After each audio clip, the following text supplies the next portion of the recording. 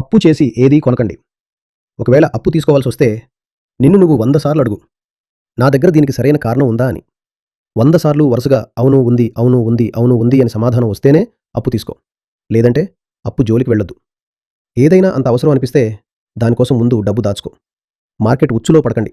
తప్పుడు చోట డబ్బు తగలేస్తే వచ్చే పెద్ద నష్టం ఏంటంటే నిజంగా ఎక్కడైతే ఖర్చు పెట్టాలో అక్కడ పెట్టడానికి నీ దగ్గర ఏమీ మిగలదు. జంతువు అంటే ఎవరు? దేన్నైతే సుఖం చూపించి బురిడీ కొట్టించవచ్చో అదే జంతువు. మనిషి ఏనుగుని ఎలా పట్టుకుంటాడు?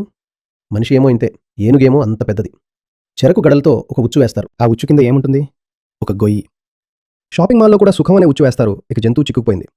ఏదైనా వస్తువు నిన్ను ఊరిస్తున్నప్పుడు ఆ క్షణాన్ని దాటవేయటం నేర్చుకో. ఆ క్షణాన్ని ఆపుకోవడానికి కొంచెం కష్టం అనిపించవచ్చు. కానీ ఆ ఉచ్చులో పడిపోతే మాత్రం ఆ కష్టం చాలా కాలాలు ఉంటుంది. సరైన కష్టాన్ని ఎంచుకో. ఆశ అనేది కొద్దిసేపే ఉంటుంది. కానీ దాని ఫలితం మాత్రం చాలా కాలం ఉంటుంది.